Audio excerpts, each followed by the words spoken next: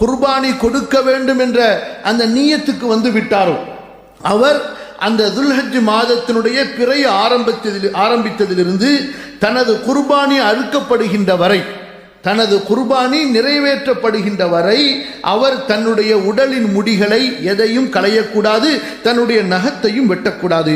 அல்லாஹ்வுடைய தூதர் ஸல்லல்லாஹு அலைஹி வஸல்லம் இது குறித்து சொன்ன தெளிவான ஹதீஸை இமாம் முஸ்லிம், இமாம் அஹ்மது பதிவு செய்கின்றார்கள். உம்மு சலமா ரலியல்லாஹு அன்ஹா அறிவிக்கின்றார்கள், இதா தഖலத்தில் ஆஷ்ரு وأراد أحدكم أن يضحي فليمسك عن شعره وأظفاره. 10 நாட்கள் துல்ஹஜ்ஜுடைய நாட்கள் வந்துவிட்டால் உங்களில் யார் உதுஹியா கொடுக்க வேண்டும் என்று நாடி இருக்கிறாரோ அவர் தன்னுடைய முடிகளை களைய வேண்டாம், தன்னுடைய நகங்களை வெட்டிவிட வேண்டாம்.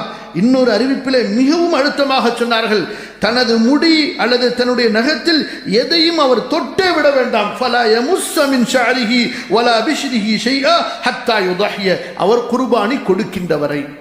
இது அன்பானவர்களே, யார் வீட்டிலே குர்பானி கொடுக்கின்றாரோ அவருக்கு மட்டும்தான். குடும்பத்தில் உள்ள மற்றவர்கள் செய்வது தவறு கிடையாது. குடும்பத்தில் யார் குர்பானி அறுக்கின்றார்களோ அல்லது யார் குர்பானி கொடுப்பதற்காக நியத்து வைத்தார்களோ அவர்கள் மட்டும்தான். இன்னொரு விஷயத்தையும் நாம் கவனிக்க வேண்டும், வீட்டில் இருக்கக்கூடிய ஒவ்வொருத்தருக்கும் குர்பானி அல்ல. வீட்டில் ஒருவர் குர்பானியை அறுத்தாலே அந்த வீட்டில் உள்ளவர்கள் எல்லார் சார்பாகவும் அந்த குர்பானி நிறைவேறிவிடும். அபு அய்யூப் அன்சாரி ரலியல்லாஹு அன்ஹு அவர்கள் சொன்னார்கள், நாங்கள் ரசூலுல்லாஹுடைய காலத்திலே ஒரு வீட்டுக்கு ஒரு ஆடு என்று அறுப்போம். அந்த ஆட்டை அறுப்பவர் சார்பாகவும் குடும்பத்தார் சார்பாகவும் அவர் அறுப்பவராக இருந்தார். அன்பானவர்களே, இந்த குர்பானியுடைய பிராணியின் சட்டங்களை குறிப்பாக நாம் தெரிந்து கொள்ள வேண்டும்.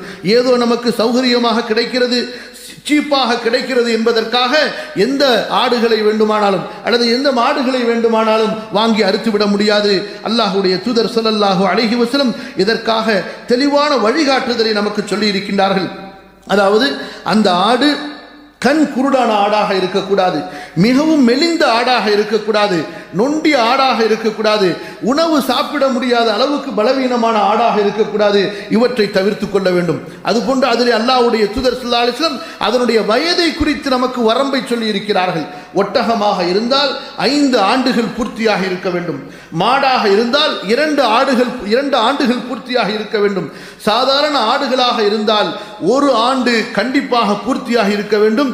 அல்லது செம்மறி ஆடாக இருக்குமேனால் 6 மாதங்கள் முழுமையடைந்திருக்க வேண்டும். இப்படிப்பட்ட குர்பானி பிராணிகளைத்தான் அறுப்பதற்கு நமக்கு அனுமதி இருக்கிறது.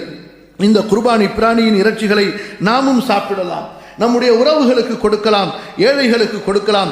ஆனால் அதை அறுத்து சுத்தம் செய்து தரக்கூடியவர்களுக்கு கூலி தனியாக கொடுக்கப்பட வேண்டுமே தவிர குர்பானியின் அந்த பிராணியிலிருந்து எதையும் அவர்களுக்கு கொடுக்கக்கூடாது. தோலையோ அல்லது மற்ற பொருட்களையோ உள்ளார் இருக்கக்கூடிய அதனுடைய ஏனைய உறுப்புகளையோ அவர்களுக்கு கூலியாக கொடுப்பதை தவிர்க்க வேண்டும். அன்பானவர்களே, நம்முடைய செலப்புகளிலே சிலர் சொல்லுகின்றார்கள், இந்த குர்பானியின் பிராணியின் அந்த இறைச்சியை 3ஆக பிரித்து ஒன்றை தனக்காகவும் ஒன்றை தன்னுடைய நண்பர்களுக்கு அன்பளிப்பு செய்வதற்காகவும் இன்னொரு பங்கை ஏழைகளுக்கு தர்மமாக கொடுப்பதற்காக பிரிப்பதும் மிக சிறப்பாக இருக்கும் என்று. குர்பானி பிராணியை அறுப்பதற்கென்று அழகிய ஒழுக்கத்தை அல்லாஹ்வுடைய தூதர் ஸல்லல்லாஹு அலைஹி வஸல்லம் சொன்னார்கள். நபி அவர்கள் அறுக்கும் பொழுது பிஸ்மில்லா வல்லாஹு அக்பர் அல்லாஹும்ம ஹாதா அன்னி வ அம்மன் லம் யுதஹி மின் உம்மதி.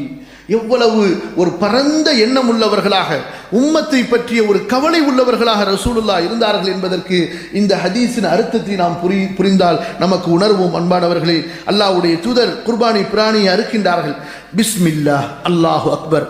பிறகு சொன்னார்கள், யா அல்லாஹ், இந்த குர்பானி என் சார்பாகவும் என்னுடைய உம்மத்திலே யார் குர்பானி கொடுக்க முடியாமல் இருக்கிறார்களோ அவர்கள் சார்பாகவும் நான் இதை நிறைவேற்றுகிறேன், நீ ஏற்றுக்கொள்வாயாக என்று.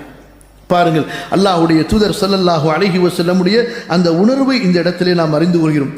அதுபோன்று இன்னொரு முக்கியமான விஷயம், இப்போது ஒருவருக்கு குர்பானி கொடுப்பதற்கு வசதி இல்லை. அவர் துல்ஹஜ் பிறந்தவுடன் தன்னுடைய தலைமுடிகளையோ நகங்களை வெட்டுவதை விட்டோ நின்று கொள்ள வேண்டும் என்ற அவசியமில்லை. திடீரென்று அவருக்கு வசதி ஏற்படுகிறது, அவருக்கு பொருளாதாரம் ஏற்படுகிறது என்றால் அப்போது அவருக்கு நியத்து வந்தால், எப்போது அவருக்கு நியத்து வருகிறதோ அந்த நேரத்திலிருந்து அவர் நகத்தை வெட்டுவதையும் தலைமுடிகளை இறக்குவதையும்